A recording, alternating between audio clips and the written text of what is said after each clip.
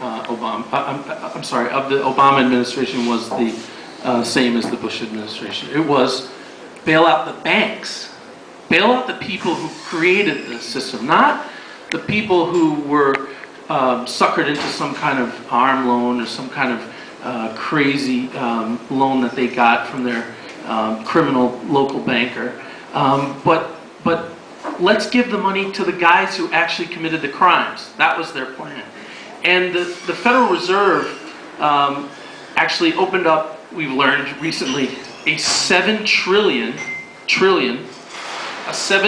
line of credit to basically any bank in the world. Credit Suisse, banks in Britain, all over the place. They were able to get some money from the U.S. Thank you for doing that for us. You guys helped out bankers in Switzerland and other places.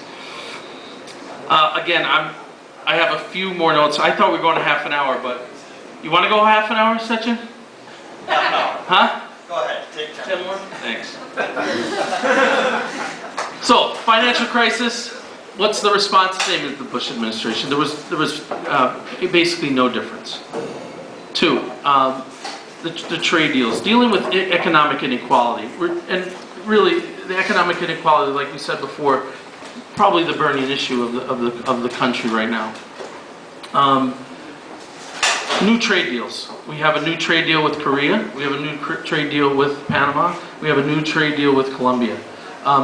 The trade deals that were implemented in the 1970s, GATT, NAFTA, the deregulation of the economy, right? All of those things, those are now accepted by the elites, like Obama, the people who serve him, right? They accept them as orthodoxy, right? How do we grow the economy? We open it up more. Well, what has that meant for Milwaukee, right? Milwaukee has been completely destroyed by the trade deal system that is set up in the country right now.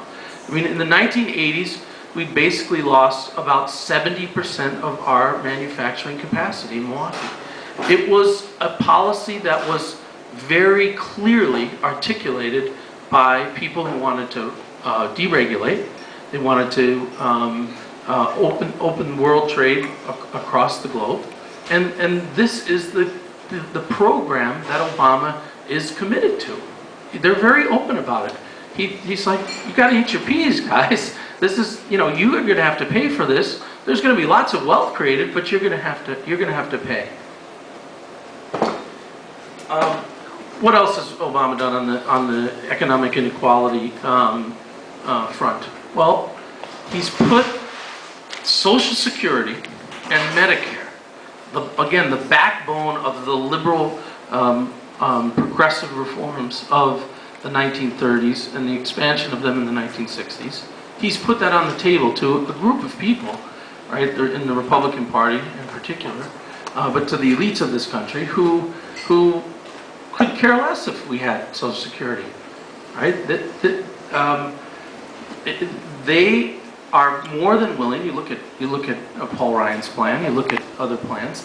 They could care less if people were guaranteed health care. They were guaranteed some kind of Social Security benefit. They're more than willing to attack that. Obama's put that on the table.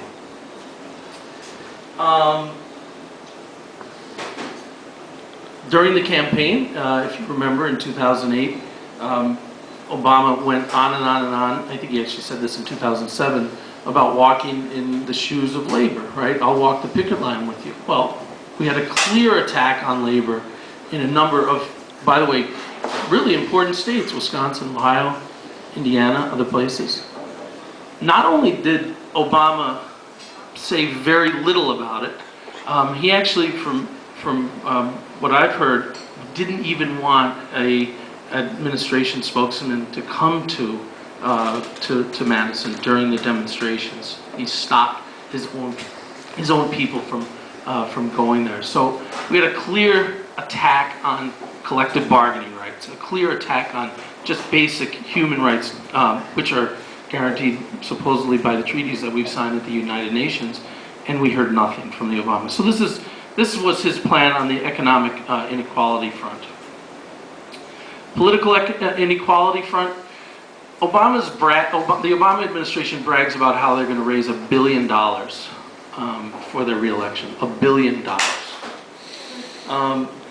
If you look at who gives money in the United States, 0.025% of the money that's given, right? 0.025 of all the money given is given by a tiny group of people. I'm messing this up. Of all the money that's given, 0.025% of the population gives that money. So that $1 billion is not going to come from you and me. We might give. Some of you may give $10, you may give $5, but that's not where the money is. The money is from large corporations, millionaires, billionaires, and people who have access. They get what they pay for. During the discussions about the healthcare debate, the Obama administration basically cut a deal. They cut a deal with Big Pharma. They cut a deal with the insurance companies. The individual mandate that many of the right-wingers are all upset about, the insurance companies love. They are very, very happy with this new plan because they're going to have 15, 20, 30, 40 million new customers that have to pay for their product.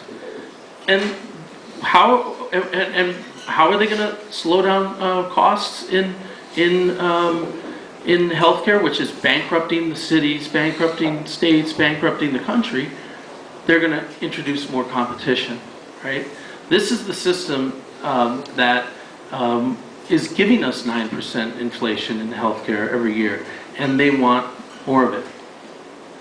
That 0.025% of the people who give the money get access. If I call up the White House, they're probably not going to answer my line, right? But if Bill Gates and other people call, they're going to be talking to them on a regular basis. That buys access. On the war front, this is a